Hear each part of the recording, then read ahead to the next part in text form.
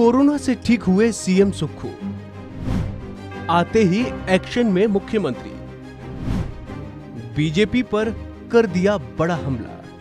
हाल ही में हिमाचल की जनता द्वारा चुने गए मुख्यमंत्री सुखविंदर सिंह सुक्खू कोरोना को हराकर वापस काम पर लौट आए हैं, जिसके बाद एक बार फिर मुख्यमंत्री सुक्खू एक्शन में दिखाई दिए।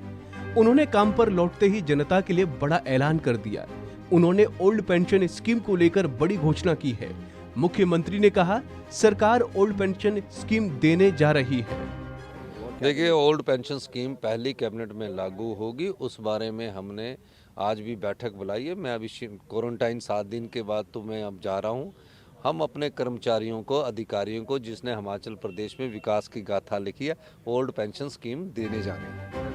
आपको याद हो कि कांग्रेस ने चुनाव से पहले ओल्ड पेंशन स्कीम का मुद्दा जोरों शोरों से उठाया था, जिसको लेकर कांग्रेस हमेशा से बीजेपी की सरकार पर हमलावर रही थी।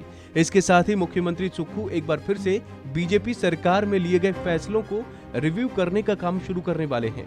आपको याद हो कि कोरोना संक्रमित होने से पहले उन्होंने प्रदेश में स्वास्थ्य, राजस्व, लोक निर्माण और कृषि विभाग के 307 कार्यालयों को बंद करने का आदेश दिया था।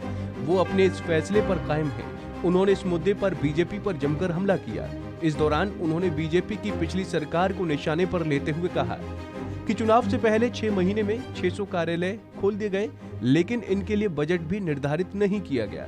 बीजेपी ने राजनीतिक वजह से चुनाव जीतने के लिए कार्यालयों को खोला था, फिर भी वो चुनाव हार गई। 6 महीने में 600 कार्यालय खोल दिए गए, 600 कार्यालय, और उनके लिए बजट नहीं है। 3000 करोड़ रुपए का बोझ डाल दिया गया, ना कर्मचारी है।